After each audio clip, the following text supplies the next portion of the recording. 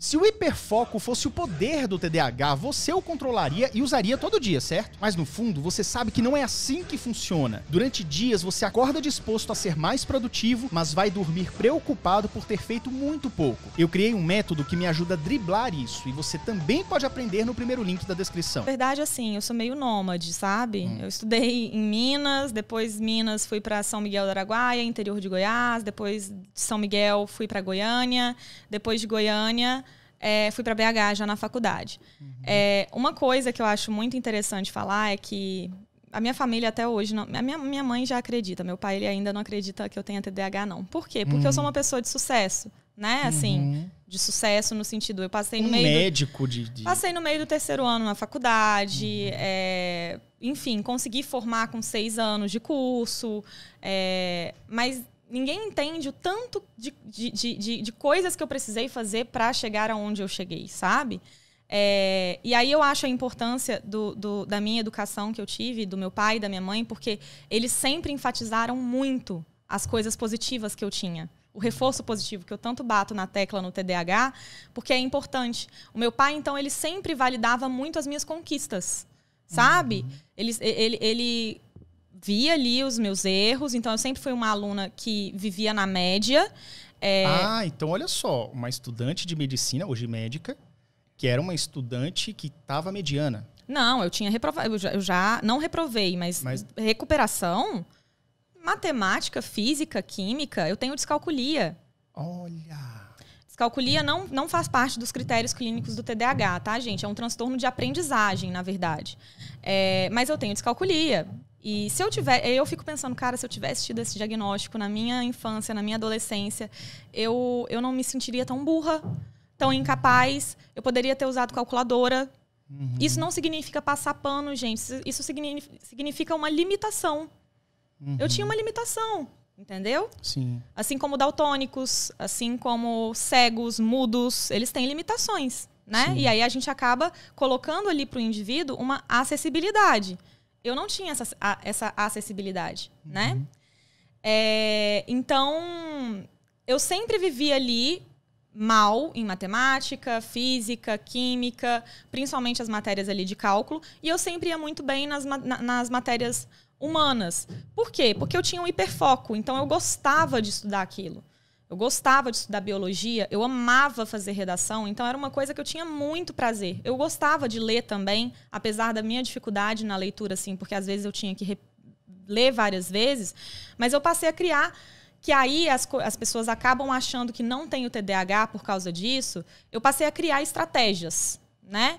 Então, eu sempre deixo as minhas coisas, aí as pessoas acabam achando que a gente até é um pouco obsessivo, assim, de metódico. Porque eu sempre deixo as minhas coisas sempre no mesmo lugar. A minha bagunça é uma bagunça organizada, sabe? Eu sempre anoto as coisas 1000 vezes. Então, eu sempre grifava, tinha que regrifar, tinha que fazer resumo, enfim. E eu estudava muito antes para as provas, o que me dava ali um tempo maior para eu conseguir estudar também. Na época da faculdade, a minha faculdade era PBL, ou seja, estude por si mesmo, sabe? Não tinha tanto aula do professor. O que é positivo, mas para quem procrastina muito, como era o meu caso, era complicado. Então, eu tinha, graças a Deus, assim, grandes amigos, amigas que me ajudavam a estudar. Então, a gente estudava muito junto. Isso sem eu saber que eu tinha um TDAH.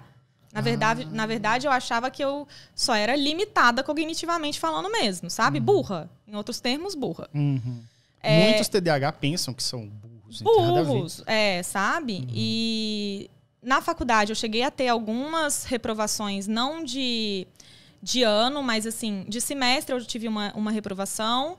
E eu me lembro que assim, a matéria que eu mais tive dificuldade em passar, que eu fiquei de DP algumas vezes, foi epidemiologia. Por quê? Porque é só cálculo.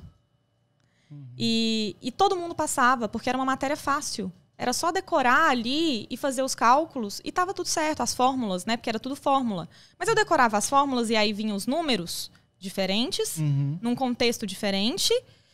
Mudou um pouquinho, já mudou tudo, né? Aí que é uma outra dificuldade do TDAH, né? Mudou um pouquinho, você já não consegue reformular a estratégia tão fácil assim. Eu brinco que é o recalcular a rota do Waze, que você fica ali recalculando. Você não consegue recalcular tão fácil assim.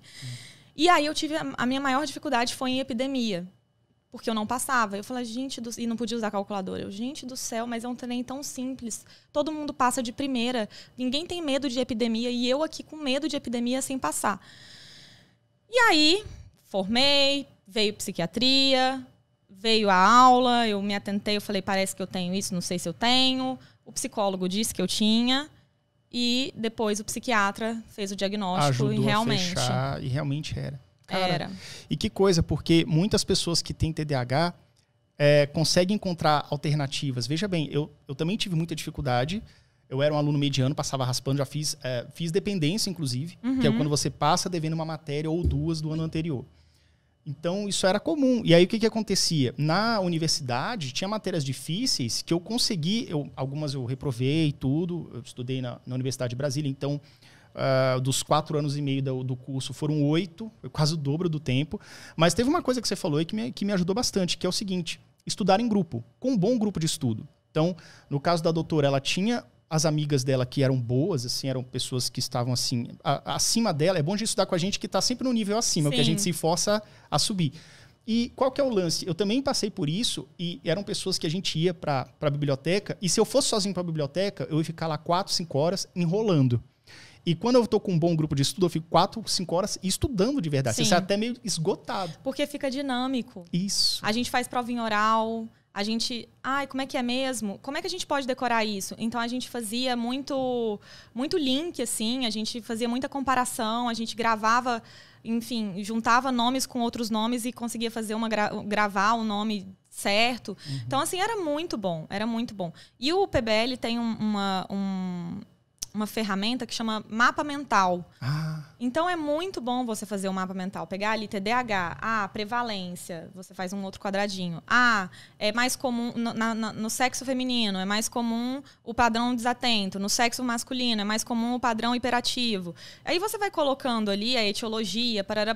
Fica muito... Porque a gente funciona muito assim, é muito visual, né? Então, a gente coloca ali... Opa, pera... Então fica muito mais fácil de ler do que linhas, porque fica enfadonho, né? A gente não consegue. Não consegue, a gente não dá certo com isso.